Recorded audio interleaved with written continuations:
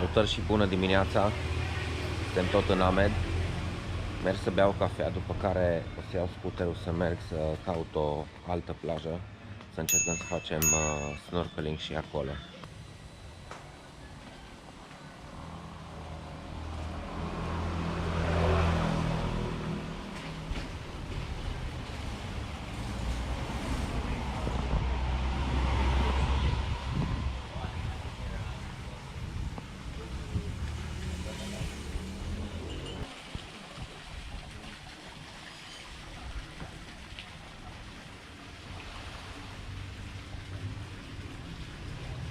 Nu era nimeni acolo, adică în afară de oameni care stăteau și povesteau la o masă.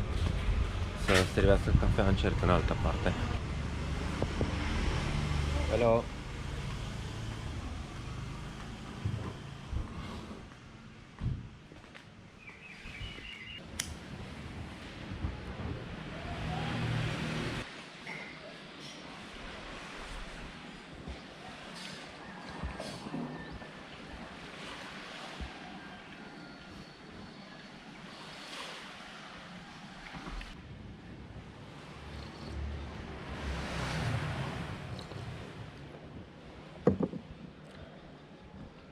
O să mă schimb și o să merg pregătit exact doar cu ce îmi trebuie pentru snorkeling.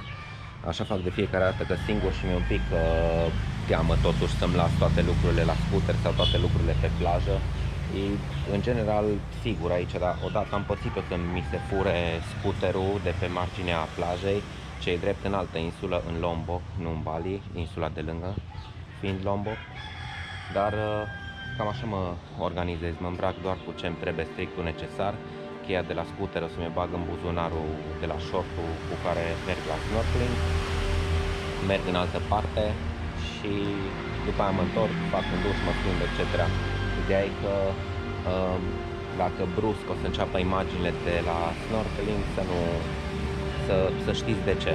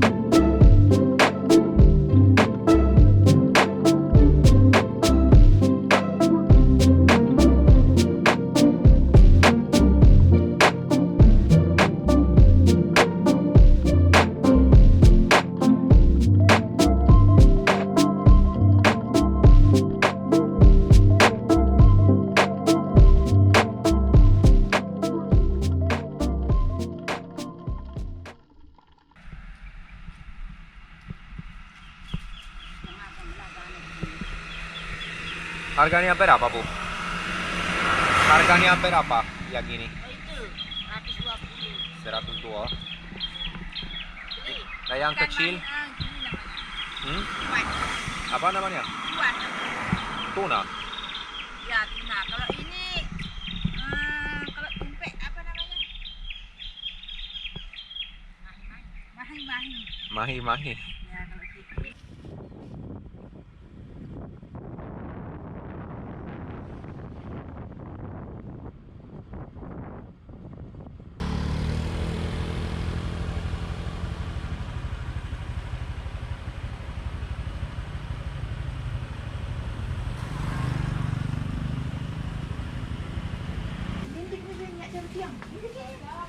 Ini pilih.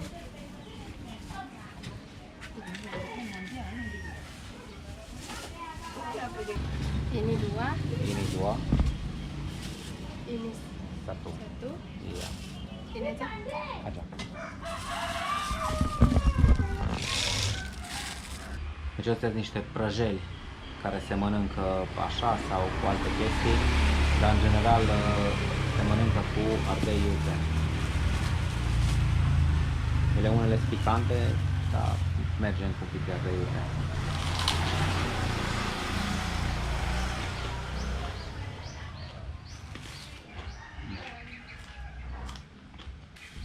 Foarte bune.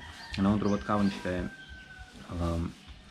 tăiței de orez și probabil condimentați și ceva sâmburi de, nu știu ce, muguri de ceva plantă. E foarte bună. Dacă tot am ieșit la plimbare, încercăm să urcăm pe valea asta puțin, că sunt niște drumuri pe acolo, să ne ridicăm puțin la altitudine, să vedem cum se vede de sus și poate e mai răcoare acolo.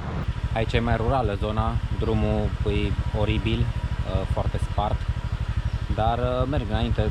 Sigur, m-am uitat pe hartă acum, sigur se poate ajunge până undeva mai sus în valea asta.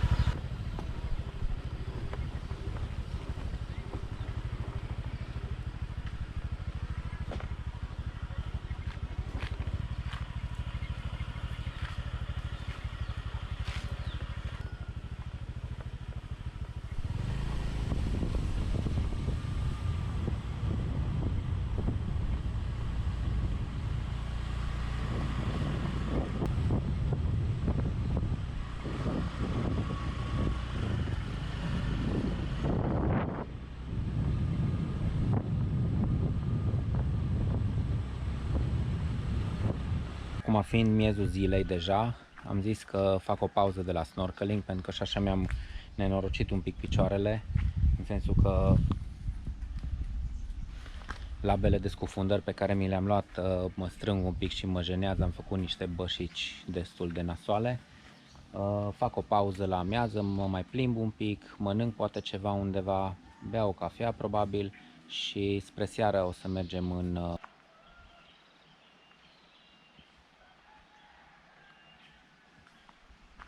drumul a devenit drum de țară, destul de greu se merge pe el.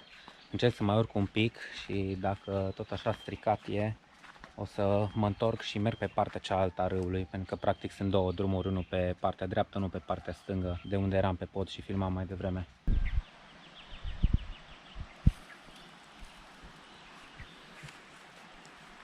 Ăsta e locul în care o să mă dau bătut, pentru că drumul e foarte abrupt, pietruit, cu zone de noroi, nici nu mai am multă benzină, așa că din păcate o să mă întorc înapoi la drumul mare, văd dacă găsesc un loc să alimentez și după urc pe partea cealaltă. Era frumos dacă nu era așa de abrupt, practic am prăpastie pe partea dreaptă și urcare foarte dificilă. De exemplu aici era cărare, nici măcar nu era pietruit. Dar și pe drumul ăsta pietruit se țopăie, fuge spatele, fața, în toate părțile, e destul de tricky.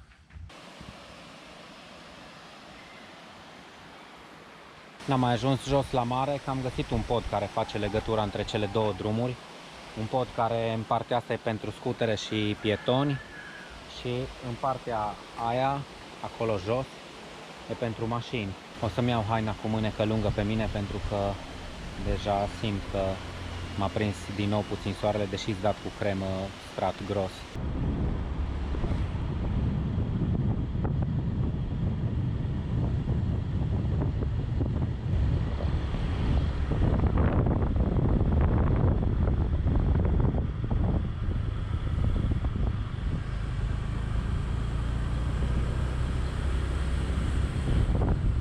Altă viață pe aici, pe unde e asfalt.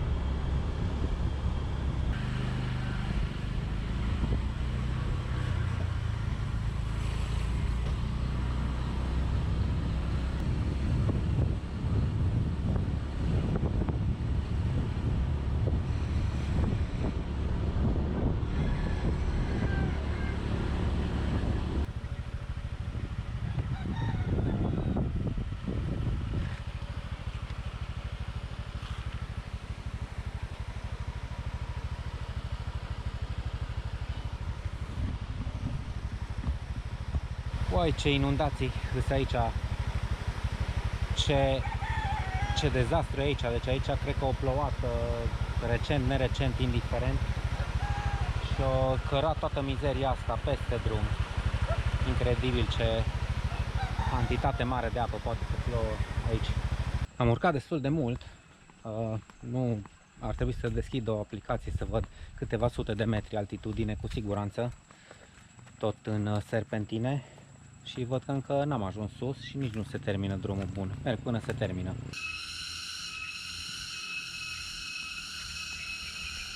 Am oprit aici lângă un templu să vedem dacă putem avea o panoramă mai bună spre vale de unde am urcat. Și s-ar putea să avem. Mă refer fără să intrăm în templu, că în templu de obicei se intră cu sarong. S-ar putea cu puțin noroc.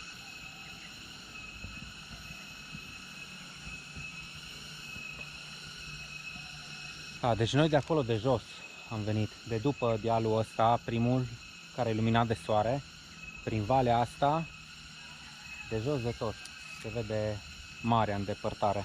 Nu știu până unde putem urca, în schimb, că vorbisem cu un cetățean mai devreme și mi-a zis că până la un nu știu care templu se poate merge, după care doar pe jos. Poate n-am înțeles eu bine că la templu se ajunge pe jos, fiind vorba de un alt templu. Momentan drumul e foarte bun și conform hărții ar trebui să putem coborî inclusiv în partea cealaltă, în drumul de Singaraja, practic pe unde am ajuns în prima zi în Amed, venind din Denpasar. Dar nu știu, vedem. Mergem mai departe și vedem.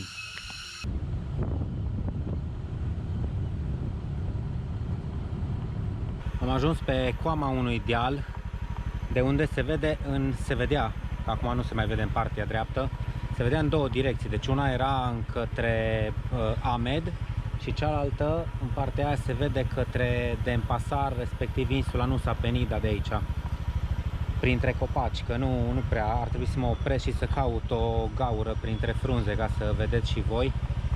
Și știu că nu e cea mai bună cameră ca să se vadă ca lumea, dar dacă găsesc un loc din ăsta cu deschidere în vegetație, o să mă opresc și filmez. Wow! Ăsta va fi locul.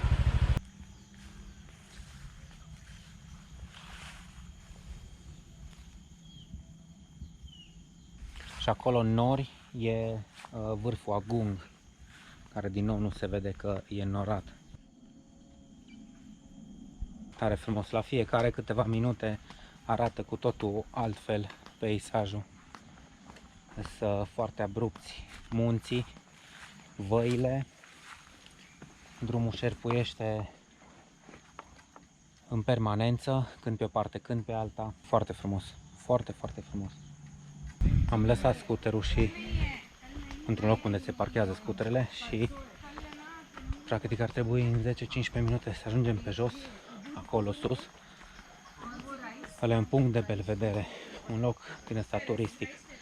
Am înțeles acum că am mai vorbit cu unii și cu alții, dar cel puțin momentan e vremea bună și o să se vadă frumos în toate părțile. Posibil să fi putut urca și cu scuterul pe aici.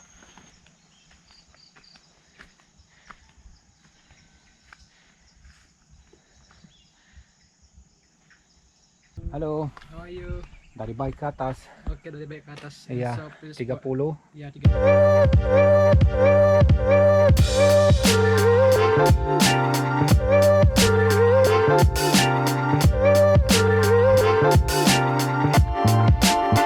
Plaja Ahmed și Gemeluc, undeva încolo, jos.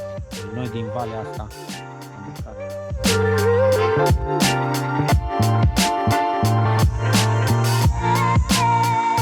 Foarte mare vulcanul.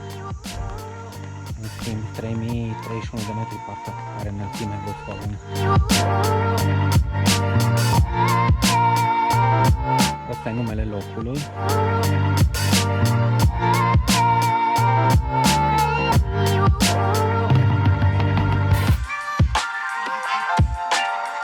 În partea aia, foarte departe, vede peninsula Bukit, peninsula care e la sud de Pasar. Pentru că acolo este GVK sau GWK, un parc din ăsta tematic unde s-a construit o statuie imensă. N-am văzut-o încă, dar urmează să mergem și acolo într-o bună zi. Și inclusiv de aici, practic din capătul celălalt a insulei, se vede statuia respectivă. Acolo, pe sub nord, în capăt.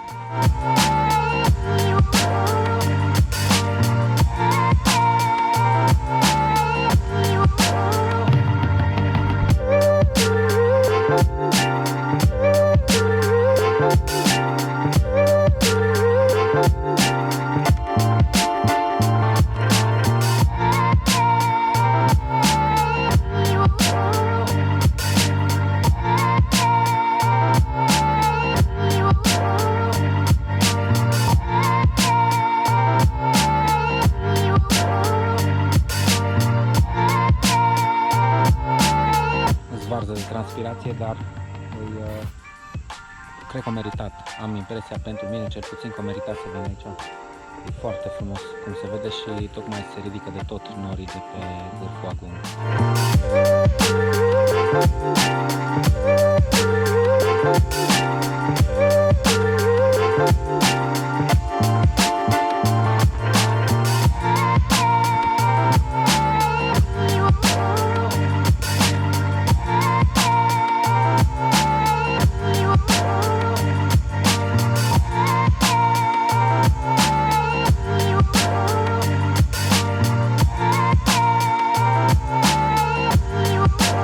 Iată că de aici vedem și Ahmedul. Acolo e Ahmed și acolo, sau după dealul celălalt, e plaja Gemeluc, unde stau eu.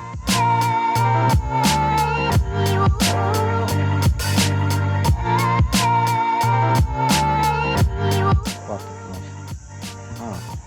Nici n-am observat. Numai că nu se vede foarte bine. Acolo e insula Lombok, dincolo de vaporul roșu, dacă îl vedeți, în nord. Acolo, într-o zi senină, s-ar vedea vârful Rinjani sau vulcanul Rinjani, care e mai înalt decât Agumul.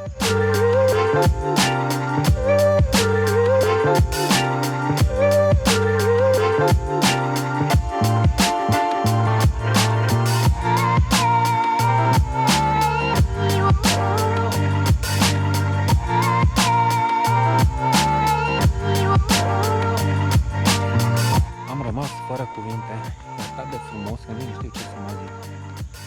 Și realizez, îmi dau seama, știind cum a fost vremea în ultima perioadă, că e o zi specială. La ora asta încă să nu fi plouat, dar în moment încolo se mărează tot mai tare, s-ar putea să vină totuși o mică rafală, un duș Aici sunt mai multe locuri de selfie-uri, cum ar fi ăla unde am fost acolo, ăsta cu inimioară și mai este unul mai în față, în formă de barcă.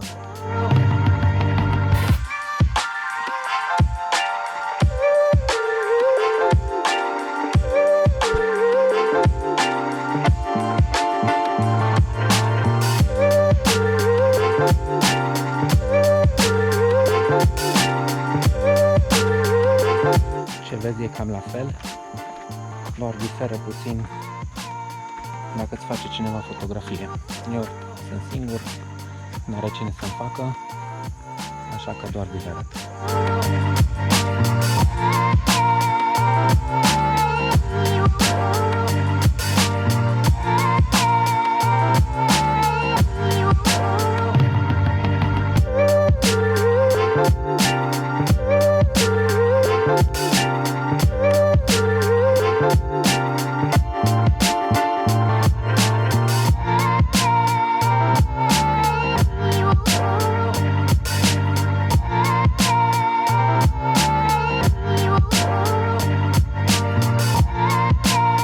Și în barcă. Acum o să mă întorc la scooter,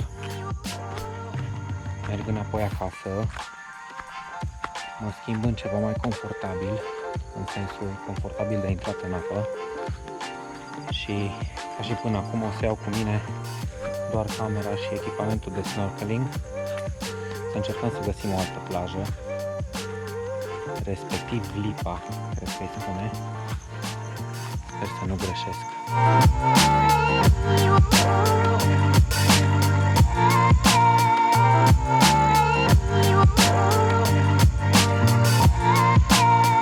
Am avut noroc să vin aici pe vremea așa frumoasă, pentru că și ieri mi-amintesc când mă uitam din Amed sau din Gemeluc, mă uitam în sus spre munții ăștia, grupul ăsta micuț de munți unde suntem acum. Vârfurile erau în nori și ploua, aia e partea a doua, dar n-ar fi fost interesant să fi ajuns astăzi aici și să fi fost în nori tot timpul, să vedem numai ceață de jur împrejur și să presupunem unde ar fi fost diverse puncte pe care le-am văzut de aici. Deci de-aia spuneam că am avut foarte, foarte mare noroc. Da, și încercam să mă gândesc că oare de ce am avut atâta noroc? Și după aia mi-am amintit. E ziua mea astăzi. Normal că am avut noroc, măcar de ziua mea. Uai. Da, vă mai arăt o dată vulcanul acum.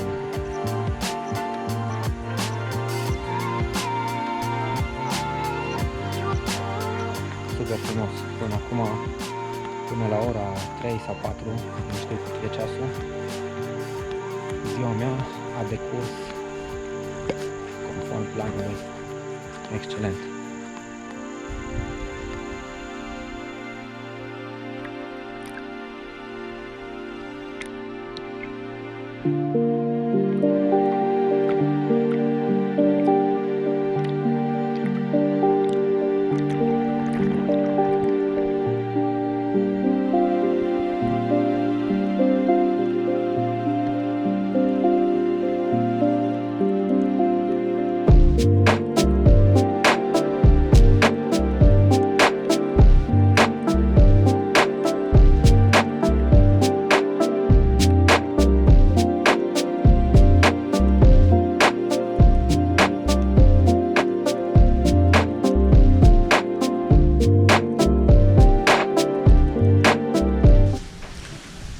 Deci nu mai vedem nimic din plaja Lipa, din coralii de la plaja Lipa, pentru că mi-a făcut camera o figură frumoasă, super frumoasă.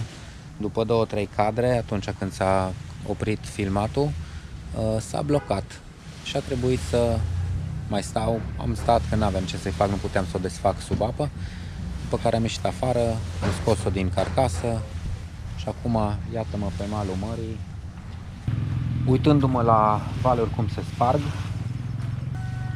Oricum deja e relativ târziu, e aproape seară și mă retrag și eu cu alte planuri. Probabil că o să ies un pic să beau o bere, un suc, ceva, vin și țuică pe undeva. Țuică pentru că mi-am adus din România și am la mine o sticlă mică cu niște shot-uri speciale, să-mi pun shot-uri speciale cu gheață. În fine, o să ies pe undeva, dar nu o să filmez pentru că nici una dintre camere, nici asta, nici telefonul nu filmează bine noaptea. Dacă e în cel mai rău caz sau în cel mai bun caz o să pun o fotografie. Dacă nu, până mâine când o să avem alte activități pe aici prin Amed, toate cele bune. Ciao!